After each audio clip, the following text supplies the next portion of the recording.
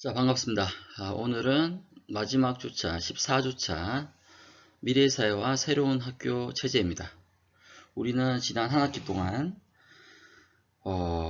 거시적이고 규범적인 사회이론, 교육사회이론, 기능이론, 갈등이론을 살펴봤고요. 그 다음에 미시적이고 해석적인 이론, 그러니까 학교와 교실에서의 사회적 상호작용, 그 다음 교육과정사회학, 그죠? 그 안에는 뭐 저항이론도 있었고, 그죠? 또 문화적 재생산 이론도 있었고, 그랬죠. 그 다음에 이제 신교육사회학도 있었고, 그 다음에 이제 국가와 시민사회 교육 통제를 배웠고요. 또 4주 동안 민주시민교육을 배웠습니다. 자, 다소 교육사회 내용들이 좀 비판적이었죠. 그래서 오늘 마지막 주차는 여러분들과 함께 희망을 한번 노래해 보겠다. 바로 미래 사회에 조응하는 새로운 학교 체제, 보통 학제라고 하죠. 학제.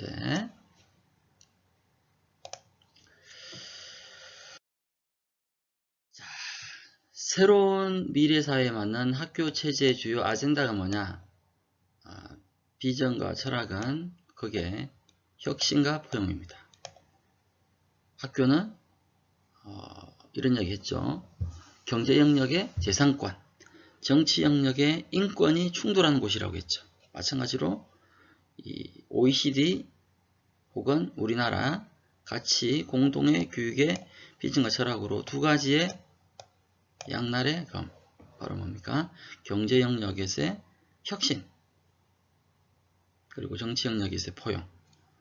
그 다음에 학교 체제의 방향은 뭡니까? 크게 두 가지입니다. 학교 체제의 공공성과 유연성을 강화하는 것. 그리고 학습 체제는 학습자의 주체성과 창의성을 신장하는 것. 이게 방향이고요. 자, 그 다음 새로운 학교 체제를 위한 주요 의제, 오늘 크게 이 네 가지를 중심으로 살펴보도록 하겠습니다. 우리는 초등교육 전문가지만 뭡니까? 이 유초, 중등 교육을 좀 연계할 필요가 있어요. 왜냐하면 초등학생들이 뭡니까? 유아교육을 통해서 초등교육을 받기 때문에 유아교육에서 어떤 교육을 하고 있고 그리고 유아교육의 질이 얼마나 높은가를 잘 알아야만 초등교육을 뭡니까? 제대로 실현할 수 있죠. 그러니까 유아교육과 초등교육의 연계가 필요합니다. 제가 알기로는 진주교대, 전주교대 등 일부 소수 교대를 제외하고는 다 유아교육과가 있습니다. 어디에? 교육대학교에. 저 같은 경우에도 91학번까지는 유아교육과가 있었던 것 같아요. 진주교대 같은 경우. 왜 있냐? 저도 처음엔 좀 의아했습니다. 왜 유아교육이 초등교대에 왜 있지? 지금 생각해보면 있는 게 맞는 것 같아요. 왜? 유아에 대한 이해가 되어야만 초등학생들을 제대로 가르칠 수 있는 거죠. 왜? 유아와 초등은 분리된 것이 아니니까. 한 인간은 생애사적으로 뭡니까? 유아에서 초등, 초등에서 중등, 중등에서 고등, 고등에서 성인으로 연속적인 삶의 과정이 있기 때문에 유아교육이 중요하죠. 그래서 유아교육의 공공성을 강화한다. 두 번째, 모든 학생들, 특히 여기에서는 특수교육 대상자, 그리고 농어촌교육, 소규모학교, 농어촌 지역에 혹은 원도심의 소규모학교 학생들의 교육권 보장, 학습권 보장에 대한 이야기. 그 다음에 학부모의 교육 참여 강화. 더 이상 학부모는 뭡니까? 교육에 동원되거나 교육의 방관자나 교육의 들러리가 아니라 이제는 뭡니까? 학교 교육의 동반자로서 학부모들의 교육 참여를 강화할 필요 있다. 그 다음에 학교 안에 살고 있는 사람들, 인력체제에 대한 재구조가 필요하다. 여기에서는 당연히 임용 이라든지 교원 임용, 양성, 교장 양성, 그 다음에 교장의 임용, 양성, 승진, 평가 등에 대한 새로운 체제에 대한 의제를 한번 여러분들에게 말씀드리겠습니다. 이 내용은 제 개인적인 주장이기도 하지만 작년 국가교육회의에서 여러 교육 주체, 그러니까 국민들, 교육관료, 학자, 이런 또 뭐 청와대, 교육부 등의 모든 사람들이 이 내용에 대해서 일정 부분 합의를 본 내용이라는 점을 말씀을 드립니다. 자, 그럼 이 의제는 어떻게 선출됐냐? 전국 단위 교육 포럼을 몇 차례 개최했고요. 그런 의미에서 보면 오늘 발표할 내용, 이 새로운 학교 체제와 의제는 국민들의 염원이기도 하고 논쟁과 수기의 산물이기도 하고 집단 지성의 산물이기도 합니다.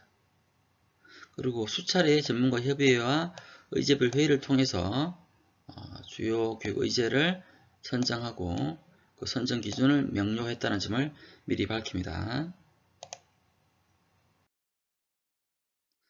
첫 번째, 유아교육의 공공성 강화입니다.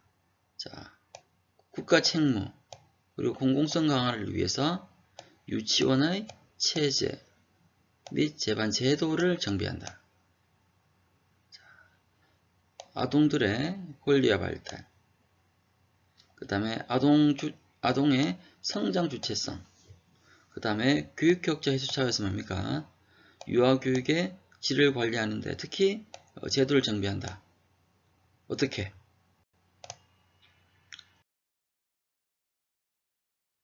첫 번째, 유치원을 유아학교로 개칭한다.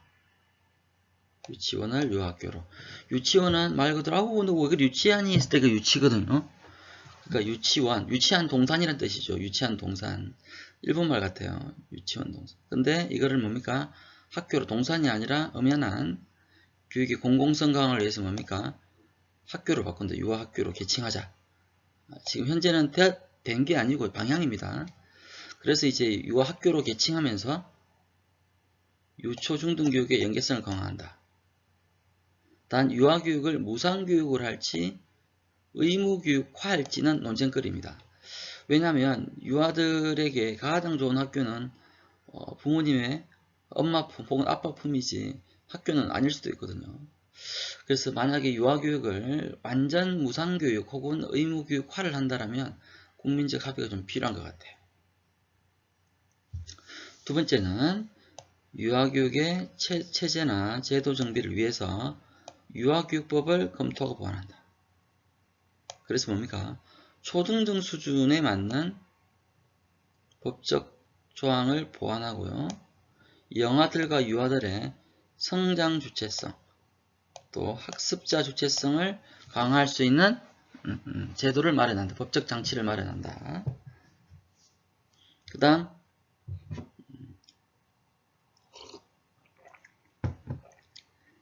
재정.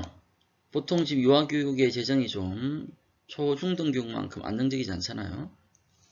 그래서 유아교육의 안정적인 재정 확보, 그 다음에 유아교육에 관련된 행정체제를 정비한다.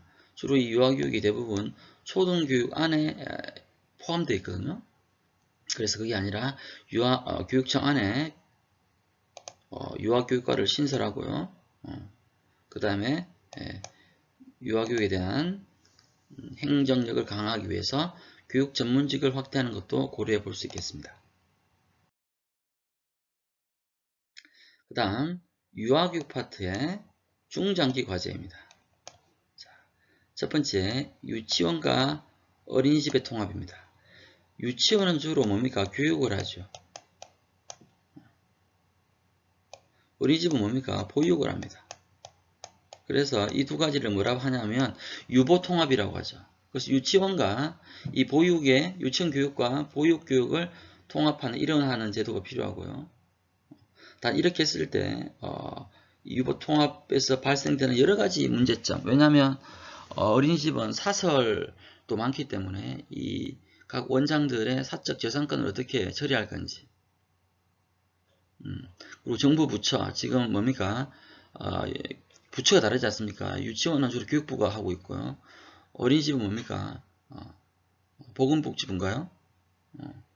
그렇기 때문에 이 정부 부서가 다르기 때문에 이 부서의 일원화가 필요합니다. 그 다음에 아까 말씀드린 것처럼 유아교육의 의무교육화, 완전 무상교육을 했을 때 이 돌봄을 어떻게 처리할 거냐. 왜일까요? 유치원을 무상으로 하면 의무교육하면 오후가 되면 아이들은 뭡니까? 이제 집으로 또 가야 되는 거죠. 근데 영유아들을 돌볼 수 있는 부모님들이 뭡니까? 맞벌이 가정이거나 하면 오후에 뭡니까? 유아들을 돌볼 수 있는 시스템이 마련되어 있지 않죠. 그래서 이 무상교육화 혹은 의무교육을 하게 될 경우에는 돌봄 이슈에 대한 대비가 필요하다. 의무교육이 되면 이제 강제교육이 되는 거죠. 무상교육은 좀 다른 게 이제 일단 학교 안에 진입만 하게 되면 유아학교에 공짜라는 겁니다. 하지만 무상교육은 의무는 아니에요. 이 교육을 받을 수도 있고 안 받을 수도 있어요. 하지만 의무교육이 되면 뭡니까? 이제 강제적으로 모든 영유아들은 유아학교에 와야 되는 거죠. 그런데 이 의무교육의 장점은 유아교육의 질을 담보할 수 있는 거고요. 무상교육의 장점은 뭡니까? 이런 유연성은 주고 있지만 혹시 그러한 학교에 보내지 않았을 때 이 영유아들의 어떤 교육 격차, 성장 발달의 격차 이런 부분들에 대한 문제겠죠. 그 다음에 유아교육의 지역성과 질관리를 강화한다. 특히 영유아들의 생활세계를 반영한 교육, 그 다음에 유아교육의 지역사회 네트워크도 중요합니다.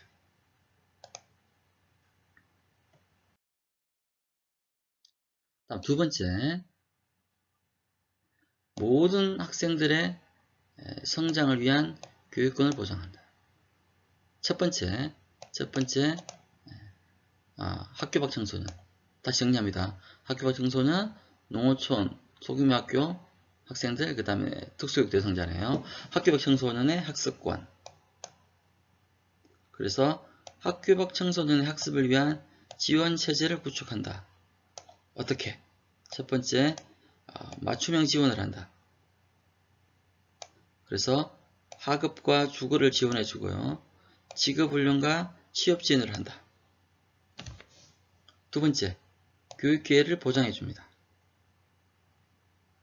그래서 초중등교육법, 평생교육법 사이에 있는 학교 밖 청소년 지원에 관한 법률을 재정비해서 학교 밖에서도 학교 밖 청소년이 교육을 받을 수 있는 교육권을 보장해 준다. 그 다음에 학교 밖 학습 경험을 뭐로? 학력으로 인정한다. 근데 아무거나 인정하는 게 아니라 학력으로 인정할 수 있는 가이드라인을 마련해야 된다. 너무너무 중요하죠. 그 다음에 학교 밖에서 있다가 학교 안으로 진입하고 싶을 때는 학업 복귀에 대한 접근 기회를 확대한다. 그 다음 그 학교 밖 청소년에 대한 이력관리를 위한 통합 전산망이 필요하다. 그래서 뭡니까? 정보망 시스템을 확보하고 학교장이나 지자체에 뭡니까? 이 학교 밖 청소년에 대한 지속적인 추적, 관리, 지원, 돌봄이 필요합니다.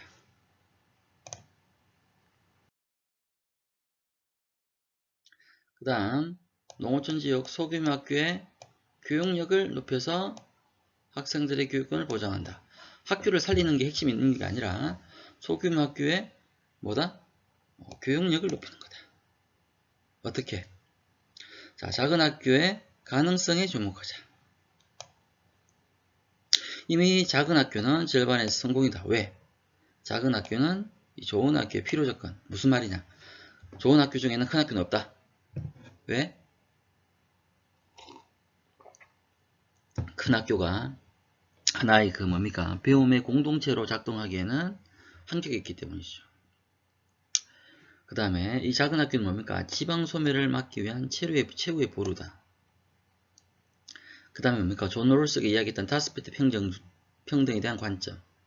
뭡니까? 민주적 평등주의. 최소 수혜자에게 최대 이익을 보장하는 그러한 측면에서 작은 학교의 가능성에 주목하자는 거고요. 특히 궁극적인 미래 학교의 모델은 뭡니까? 바로 학교와 마을을 연결하는 거다. 학교 마을 연결. 그래서 학생들에게 뭡니까? 사회적 자본을 확증해 주는 거. 사회적 자본 뭐였습니까? 신뢰, 규범, 네트워크였죠. 그리고 이제 애교심을 넘어서 애양심으로 학교 마을 교육 과정을 통해서 뭡니까? 학교를 넘어서 자기 지역에 대한 이해, 자기 지역에 대한 그 지역에 살고 있는 자기에 대한 정체성에 대한 이해 뿐만 아니라 자기가 태어난 지역에 대한 사랑이 있을 때만이 뭡니까? 내고장 인재를 기를 수 있다. 물론 뭐 내고장 인재만 기르는 건 아니고요. 때로는 서울로 미국으로 유럽으로 가는 국제적인 글로벌 인재도 키워야겠죠. 그 다음에 이제 궁극적인 미래학교 모델 학교 기반의 지역경제 활성화. 이거는 초등은 아니지만 중등 같은 경우는 뭡니까? 이 학교가 지역사회 경제를 활성화시키는 학교가 뭔가 지역경제의 심장이 되는 그런 모델. 그 다음에 이 농어촌 소규모 학교도 뭡니까? 유초중등의 연계교육이 필요하다. 그 다음에 통폐합 정책에 대한 유연성인데요. 이제 뭡니까? 공공성이란 게 꼭 뭡니까? 이 국가가 아니라 생활이나 지역 중심의 공공성. 그러니까 이 소규모 학교의 이 존재 가능성, 존재 의미에 대해서 한번 생각해 봐야 된다는 것이고요. 또 교육의 질을 높이기 위해서 혹은 학생들에게 좀 더 질 높은 교육을 위해서 통폐합을 해야 된다면 그 통폐합을 했을 때 생길 수 있는 환경 영향평가처럼 교육 영향평가를 해서 뭡니까? 교육적 한계와 가능성을 정밀하게 체크해 봐야 된다. 그래서 현장 기반, 생태 기반의 통폐합 정책이 필요하다는 제안을 해보겠습니다. 희망이 맞습니까? 자, 다음은 특수교육 대상자의 교육권을 보장하는 겁니다. 특수교육 대상자의 교육권을 보장한다. 첫 번째, 특수학교를 추가 설립합니다. 특수학교를 추가 설립한다. 그래서 뭡니까? 이 특수교육을 필요하는 아동 청소년을 대상으로 통합 접근성을 높여주는 것. 그 다음에 소규모 특수학교. 그 다음에 장애 유형별 뭡니까? 단일과정학교. 그 다음에 그 특수교육 대상자들, 영유아들의 발달 단계에 적합한 교육 서비스를 제공하는 것. 그 다음에 그들을 대상으로 특성화 교육, 특히 직업교육이나 예술교육을 하는 그런 학교가 필요하다. 그 다음에 특수교육 대상자의 발달할 수 있는, 성장 발달할 수 있는 권리, 학습권을 보장하자. 그래서 국가 수준에서 특수교육이 필요한 존재 혹은 사람들에 대한 선별, 진단, 조기교육, 중재 서비스를 제공해서 국가 단위에서 일어나서 체계화하자. 특히 이제 영유아 단계가 더 중요하지 않습니까? 그래서 영유아 교육과 보육을 위한 특수교육 대상자 교육을 위한 전문 인력을 양성하고요. 예산도 확보하자. 그 다음에 특수교육 대상자에게 특히 중요한 어떤 교육 환경 혹은 교육의 주체는 바로 그들의 가족이죠. 부모님들, 형제들. 그래서 가족 지원 프로그램을 체계적으로 마련해야 되고요. 아까 유아교육처럼 장애 유아 전담 부서나 센터 확보 등을 통해서 뭡니까? 이 교육권을 보장할 수 있는 국가 체제를 마련할 필요가 있겠습니다. 그 다음 학부모 교육 참여 강화입니다. 자, 이 주제는 여러분들이 좀 갸우뚱할 수 있어요.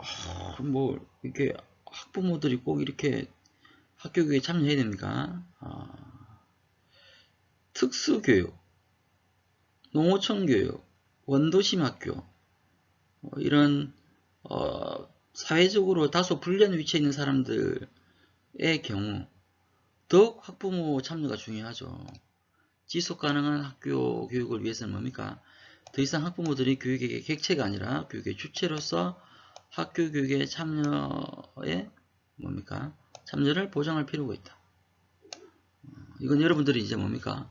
혹시라도 부모가 된다라면 아마 그때는 이게 무슨 말인지 좀 와닿을 수 있어요. 어찌됐든 우리는 뭡니까? 학교 교육만으로는 아이의 성장 발달을 온전히 도모하기 힘듭니다. 가정과의 연계 지도가 필요하고요. 그리고 학부모들이 이제는 뭡니까? 학교 교육의 동반자로서 함께 참여해야 되고, 학교와 교사들은 학부모들을 뭡니까? 학교 교육으로 초대해야 되겠죠.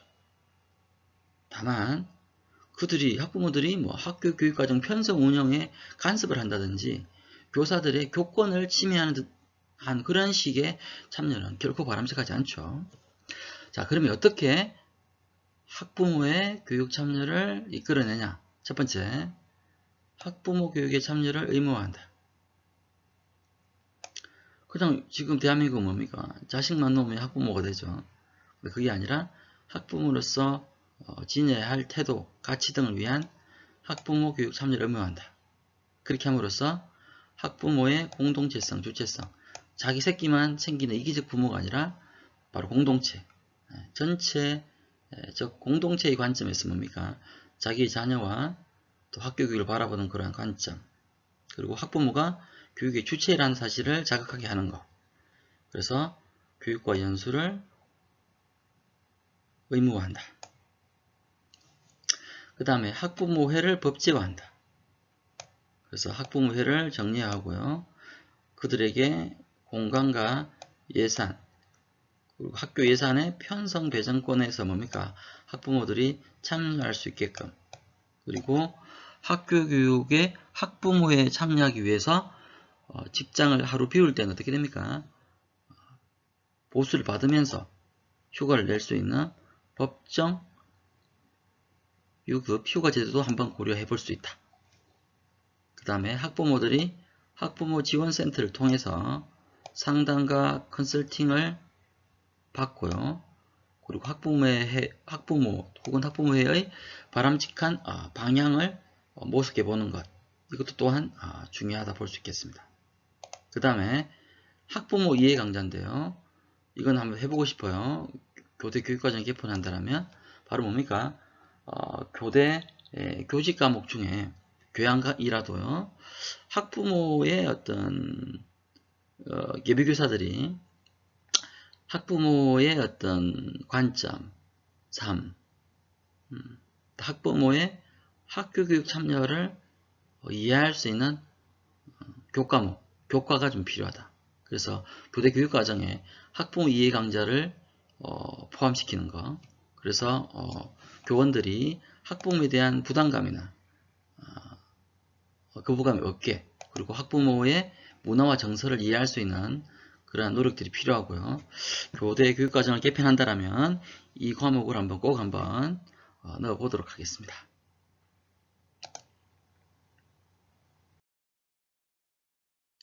그 다음 학교 인력체제의 재구조합니다. 교원 양성, 임용입니다. 난맥상이라는 표현을 썼죠. 실제 여러분들과 직결된 주제이네요. 초등은 지금 이제 뭡니까? 각 시도 교대와 제주대 초등교육과 교원대 초등교육과 이화여대 초등교육과 정도죠. 상당히 독점적 지위를 누리고 있지만 중등은 뭡니까? 교원 양성기관이 난립해 있죠.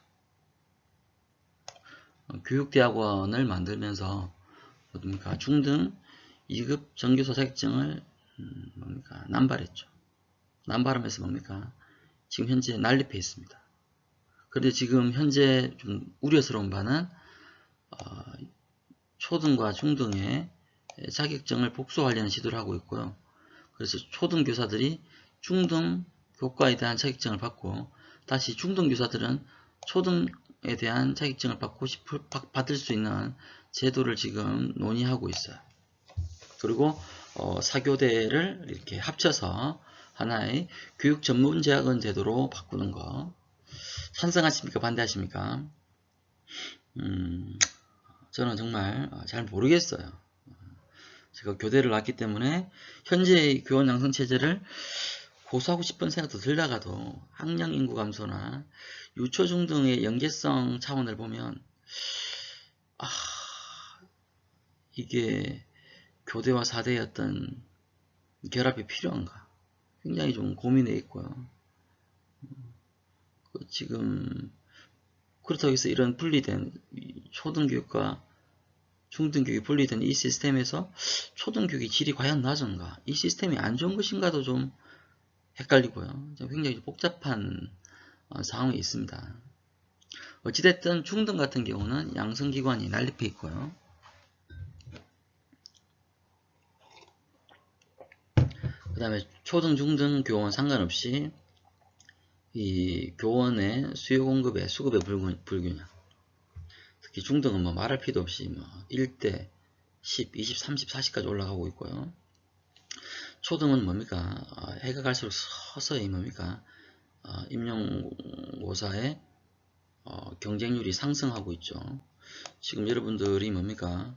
지금 올해 4학년들은 뭐 나쁘지 않은 것 같지만 해가 갈수록 좋지 않다. 그래서 뭐 한 향후 7, 8년 후에는 이 초등교사도 임용시험의 수급도 더 나빠질 거라는 수축애들이 많아요. 그래서 이 수급 불균형의 문제도 있고요. 그 다음에 이제 자격과 질관리입니다. 이제 뭐냐면 교대, 4대 교육과정이 엉망진창이라 가지고 교육과정을 개편해야 된다는 목소리가 현장교사, 예비교사, 교육부, 시민사의 목소리가 크지요. 지금 현재 학교교육의 모든 문제점을 제가 봤을 때는 교대 4대와 그 다음에 그 안에 있는 교육을 책임지던 교사 교육자들에게 모든 책임을 떠는 듯한 느낌이에요. 마치 일종의 제가 봤을 때는 마녀사냥까지는 아니지만 모든 이런 교원 양성의 실패에 대한 책임을 교원 양성기관과 교원 양성기관에 있는 교사 교육자들에게 묻고 있다. 1차적으로는 타당하기도 하죠. 왜? 어쨌든 교원 양성기관이 하는 일이 그거니까요. 현재 교원의 질이 낮거나 질관리가 실패했다라면 그 양성기관의 프로그래밍 교육과정과 그런 교육과정을 실행하는 교사 교육자의 잘못이겠지요. 인정합니다. 저도. 다만 이 모든 교육의 문제점이 과연 교대 교육과정과 교수들의 문제인가, 그들의 문제로 다 환원시킬 수 있는가는 의문거리입니다. 왜냐하면 저도 교사를 뭐 한 10년 넘게 했지만 모든 학교 현장의 문제를 교대 사대가 해결할 수 없어요. 교대 사대는 교사에게 필요한 기본적인 지식과 기술과 태도를 전수하고요. 그리고 교육을 바라보는 기본적인 어떤 소양을 기르는 곳이지 현장의 모든 문제를 해결할 수 있는 솔루션을 제공하는 게 아닙니다. 사실 학교의 문제들은 뭡니까? 그 안에 살고 있는 교사들이 그들의 경험에 기반한 실제적인 경험학습이나 무형식학습 등이 뭡니까? 현장에서 해결할, 왜냐하면 해법은 현장에 있거든요. 교육에서 유명한 맥심, 경고 중에 하나가 답은 현장에 있거든요. 교대에 있지 않아요. 초등교육의 문제를 교대에서 해결한다고요? 교대 교수님들이 학문을 연구하고 뭡니까? 학교를 잘 나가지도 않는 이 구조에 현장의 문제를 무슨 수로 해결합니까? 그렇다고 교대 교수님들이 뭐 매일 현장에 나가 있으라고요? 그러면 도대체 이론 탐구는 언제 합니까? 그럼 또 여러분들은 그러겠죠. 이론이 필요 없다고. 이론이 없는 실천은 뭡니까? 맹목적이죠. 물론 실천이 결여된 이론은 깜깜이고요. 어찌됐든 뭡니까? 교수님들은 현장에 나가서 현장에 대한 현장 안에서 이론화를 해야 되고요. 쌤들은 뭡니까? 실전 속에서 이론화를 해야 돼요. 제가 볼 때 양쪽이 다 문제인 것 같아요. 하지만 지금은 뭡니까? 지나치게 교대와 사대에 대한 때리기를 하면서 뭡니까? 교사들은 뭡니까? 전혀 문제가 없다는 식으로 가는 건 근본적인 문제 해결이 되지 않는다. 물론 교수님들의 뭡니까? 뼈를 깎는 자기 성찰과 또 자기들의 뭡니까? 교수적 실천을 개선하기 위한 노력이 절대적으로 필요하다는 것에 대해서는 인정합니다. 그 다음에 이제 이 양성교육의 낮은 현장 적합성. 그래서 뭡니까? 교육과정 개편을 해야 되는 것이죠. 근데 이 문제도 말처럼 쉽지는 않은 게, 교육과정을 개편하게 되면 항상 그 교육과정 안에는 교수님들이 붙어 있고요. 개편했을 때는 교수님들의 뭡니까? 지위나 위치가 위태롭게 됩니다. 무슨 말이냐? 과목이 사라지면 교수님도 사라져야 돼요. 이런 복잡한 문제 속에 있다는 겁니다. 그럼 뭐 교대가 뭐 교수님들 직업적 뭐 삶을 위해서 존재해야 됩니까? 그런 의미가 아니라, 왜냐하면 실제 교대에서의 교과목들이 다 법으로 다 못 박아져 있거든요. 쉽게 얘기하면 교원 자격 검정령에 따라서, 예를 들면 교양, 전공과정, 그 안에는 뭡니까? 교직 이론도 있고요. 그 다음에 교과교육론, 교재연구 지도법, 이런 전공 과목, 다음 심화과정, 실습이 다 법으로 다 이렇게 제한이 되어 있습니다. 그러니까 우리 마음대로 뭐 교육과정을 개편할 수 있는 구조도 아닌 겁니다.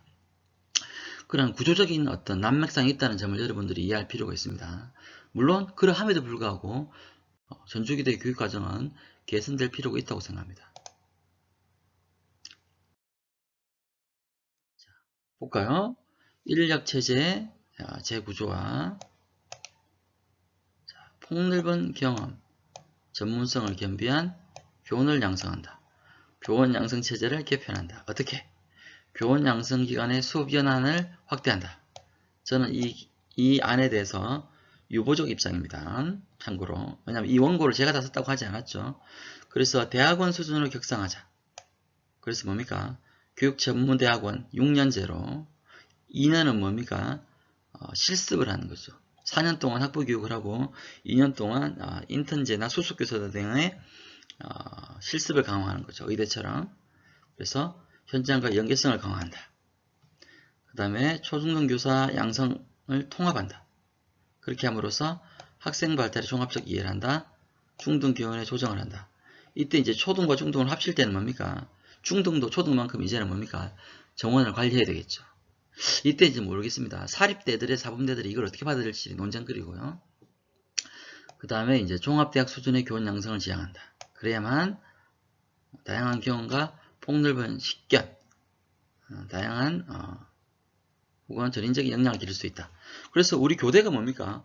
중등교육을 가져올 수도 있어요. 교원대 모델처럼. 우리 전주교대 안에 초등, 유아, 고등, 중등교육을 다 하는 거죠. 교원대 모델로.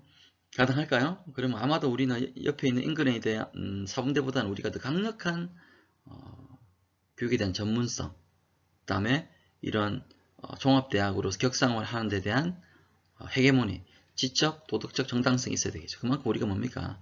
초등교육을 굳건히 해야만 유아 초등교육을 포섭할 수 있겠죠. 그런데 뭡니까? 동상이몽을 하고 있죠. 어떻게? 유아교육은 K5라고 해서 초등 1학년을 유아교육에 가져가고 싶어 하고요. 사범대는 뭡니까? 당연히 초등교육을 통폐합 흡수하고 싶죠. 예를 들면 전북대는 전조교대를 얌얌 하고 싶어 하는 거죠. 자, 그 다음 교육 실습을 강화하고요. 자격제도를 질관리한다. 그래서 실습도 6개월에서 2년. 그 다음에 수습교사제나 인턴교사제를 한번 고려해보자. 의대처럼 막바로 임용고시 합격하면 현장에 투입하는 게 아니라 충분한 교육 실습을 하고 현장에 투입될 수 있도록 하자라는 아이디어가 지금 제기되었습니다. 근데 어떻게 한다? 지금 이와 같은 과격한 안들은 뭡니까? 현장의 의견을 수렴해야겠죠. 사회적 공감대. 그 다음에 과학적인 조사 연구를 해야 되고요. 교사들, 예비교사들 목소리를 경청해야 되고요. 지금 말한 이런 과격한 시스템을 하루 참는 게 아니라 10년 동안의 유연한 연착륙. 어찌됐든 뭐 어떤 교대는 어떤 사대는 문을 닫을 수 있겠죠. 그래서 그 이해 당사자들에게 충분한 기회와 보상을 제공함으로써 뭡니까? 연착륙하는 그런 방안을 찾아봐야겠다. 자, 그 다음 인력체제 재구조에서 역량 중심의 인사제도를 구축한다. 첫 번째 교원 승진인데요. 지금처럼 뭐 다양한 쿠폰 모으기가 아니라 학교의 교육활동 중심의 승진제도. 그러니까 열심히 선생님을 하다 보면 자연스럽게 교장선생님이 되는 그런 승진구조, 승진체제. 그 다음에 교장선생님이 되는 게 승진이 아니라 일종의 전직과 보직 개념. 예를 들면 교수님이 총장하다가 다시 총장한테 교수로 내려오잖아요. 이러한 전직 보직 개념. 그래서 학교 자치 기반 인사제도. 이 말은 사실은 많은 의미가 숨어 있습니다. 바로 내부형 교장 공모제나 교장 선출보직제를 의미하는 겁니다. 그리고 교사를 하다가 교장이 되는 구조가 아니라 완전히 H장으로 분리해서 뭡니까? 교장을 전문적으로 양성하는 교장 양성 체제도 한번 도입할 필요가 있다. 그 다음 교사로 와보면요. 교원 순환근무제의 유연성 강화입니다. 지금 학교는 보통 5년 근무하면 다른 지역으로 다른 학교로 옮겨가야 되고요. 특정한 지역에 10년 근무하면 또 다른 지역으로 옮겨가야 돼요. 이와 같은 근무 연한 혹은 순환근무제의 유연성을 강화해 가지고요. 좀 더 오래 뭡니까? 그 학교에 근무할 수 있는, 지역에 근무할 수 있는, 심지어는 뭡니까? 평생 근무제도 검토해 볼 수 있다. 혹은 순환근무제의 기간을 연장해서 학교 교육의 지속성, 책무성을 강화하자. 이런 안들이 제기되고 있습니다. 그 다음에 학교 안에 있는 전학공, 전문적 학습 공동체를 활성화하고 교원의 생애주기 연수제도를 개편한다. 왜 학교 안에 교사 공동체를 강조할까요? 실제 뭡니까? 학교를 실질적으로 개선하기 위해서는 학교 안에 교사들이 뭡니까? 집단지성 혹은 협력을 발휘하면서 뭡니까? 실질적으로 그들의 교실과 그들의 교실에 있는 아이들을 뭡니까? 삶을 개선하는 거 아니겠습니까? 그래서 진짜 교원의 역량을 강화하려면 이 학교 안에 있는 교사들이 전문적 학습 공동체를 만들어서 뭡니까? 그들의 전문성을 개발하는 거죠. 그럼 당연히 학교 안의 선생님들의 노력들을 뭐로? 공식적인 연수 시간으로 인정한다는 겁니다. 그 다음에 우리나라의 연수 제도는 뭡니까? 2급 연수, 2급 교사 자격증을 받고 뭡니까? 임용고시 합격하면 연수를 안 받고요. 그 다음에 이제 1급 전교사 자격 연수. 이게 이제 끝인데요. 이제 이게 뭡니까? 이게 이제 이 점수가 승진과 연동되어 가지고 문제가 많았어요. 그래서 이거를 절대평가하자고 제가 이야기를 했는데요. 세상에 이게 먹혀가지고 지금 전남 같은 경우는 뭡니까? 자격고사로 바뀌었습니다. 그래서 이제는 뭐 이 점수를 가지고 스트레스 받는, 아마 타 시도도 점차적으로 일정 연수가 승진에 연동되지 않는 시스템으로 바뀔 것 같고요. 그 다음에 이제 경력교사, 15년차 이상의 경력교사 대상으로 직무연수를 좀 제도할 필요가 있다. 그리고 이제 노년기 교사에 대한 연수. 그 다음에 이제 교원들의 어떤 소질, 특기, 수요 기반의 또 맞춤형 연수도 필요한 것 같아요. 요새 좀 많이 하는 건 뭡니까? 찾아가는 연수. 그러니까 이제 강사들이나 프로그램이 뭡니까? 쌤들이 특정 기관으로 오는 게 아니라 찾아가는 연수도 많이 하는 것 같아요. 어찌됐든 교원들의 교직 생애를 반영한 연수제도, 이 제도를 제안했습니다. 자, 지금까지 4개 아젠다를 살펴봤는데요. 여러분 어떻게 보십니까? 동의하십니까?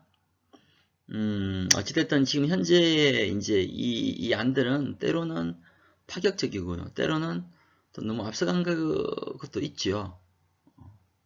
어찌됐든 뭡니까? 우리에게 필요한 건 관점의 전환이고요. 이러한 내용들, 이 부분을 살펴야 되겠죠. 자, 어찌됐든 각현 안들이 나왔는데요. 학교 체제, 새로운 학교 체제의 대명분은 뭐냐? 저는 누가 뭐라 하더라도 우리가 논쟁할 수 있잖아요. 뭐가 맞고 틀린지는. 답은 학생의 교육적 성장에 있다. 학생의 교육적 성장. 이게 답이고요. 이걸 보면 어떤 안이 더 적절한지를 알 수 있다. 그 다음 지금 현재 이건 국가교육회의에서 이 안을 제시했고요. 지금 이 점입니까? 문재인 정부는 국가교육위원회를 만든다고 했죠. 이 기구가 빨리 출범돼야 되고요. 그리고 이제 출범된다면 이런 안들을 먼저 뭡니까? 정해놓고 밀어붙이는 게 아니라 먼저 합의한 다음에 후 시행을 하는 게 맞다. 그러니까 밀어붙일 게 아니라 공론화 과정을 통해서 뭡니까? 하나하나 스텝 바이 스텝으로 나가야 된다. 그 다음에 때로는 너무너무 파격적이잖아요. 그래서 정책적인 상상력, 제도적 유연성을 좀 염두에 둬야 될 것 같고요.